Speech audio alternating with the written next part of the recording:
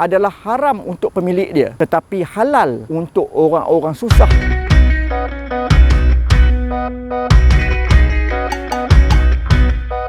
Mesti ada yang terfikir, apa hukumnya kalau seseorang itu bersedekah daripada sumber yang haram, dan apa pula hukum orang yang menerimanya. Sama juga, apa hukumnya orang tu bayar hutang dengan duit haram, dan apa pula hukum orang yang menerimanya. Benda ni mungkin terfikir, mungkin banyak orang terfikir dan banyak orang rasa susah hati, terutamanya para penerima lah.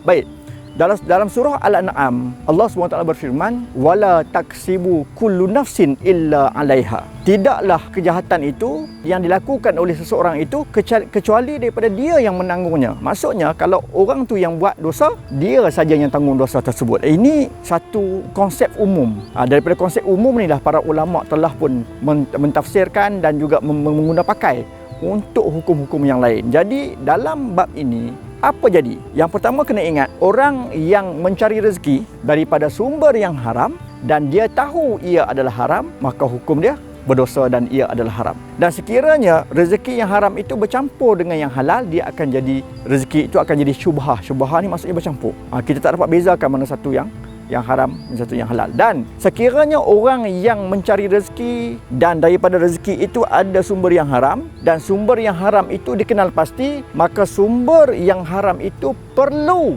diinfakkan, disedekahkan, diberikan kepada orang-orang miskin, orang-orang yang memerlukan. Mesti, wajib. Yang kedua, dia tidak boleh mengharapkan pahala daripada sedekah yang diberikan itu daripada rezeki yang haram. Dan yang ketiga, dia perlulah mengharapkan keampunan daripada Allah. Setelah dia sedar, dia bertaubat, dia gunakan rezekinya daripada sumber yang haram itu, disedekahkan kepada orang-orang yang memerlukan, dengan harapan Allah mengampunkan dosa-dosa dia. Kalaulah rezeki yang haram ini perlu disedekahkan, perlu diberikan kepada golongan-golongan yang memerlukan, sudah pastilah orang yang menerima itu adalah berhak, bahkan harta itu menjadi halal untuk dia. Al-Imamul Ghazali dalam kitab Ihya Ulumuddin, kitab yang amat famous ini, menyatakan bahawasanya rezeki yang haram itu adalah haram untuk pemilik dia, tetapi halal, lagi baik untuk orang-orang susah yang menerimanya.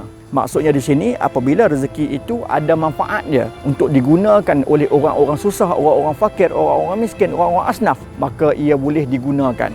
Bahkan Dr. Yusuf Al-Qaradawi ada menyatakan, sumber-sumber rezeki yang haram ini boleh diguna pakai oleh institusi-institusi kebajikan, jabatan-jabatan dakwah, rumah anak-anak yatim dan segala bentuk institusi lain yang menjalankan aspek kebajikan untuk menggunakan duit daripada sumber yang haram. Cuma siapa-siapa yang menerima bantuan, sumbangan, sedekah daripada duit yang haram ini tidak boleh mempromosikan kerja haram orang tersebut.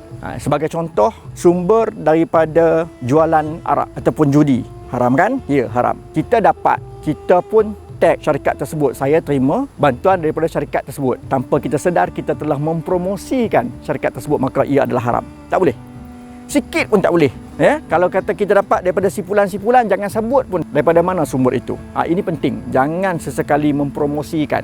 Sama juga kalau macam ada orang berhutang dengan kita, dia bayar hutang kita dengan duit haram itu, dari segi hukumnya tak ada salah untuk kita terima duit itu. Sebab yang salahnya dia, kita tak ada kaitan. Macam ayat disebutkan tadi dalam surah Al-An'am itu, orang yang buat dosa itu dia je yang tanggung, tapi kita ini tidak menanggung sebab dosa itu memang untuk dia saja. Jadi moga-moga pencerahan ini dapat kita sedar. Bagi sesiapa yang terlibat dengan mencari rezeki daripada sumber-sumber yang haram, bertaubatlah, sedekahkan segera, infakkan segera, berikanlah segera duit-duit itu kepada jabatan-jabatan kebajikan dan orang-orang yang memerlukan.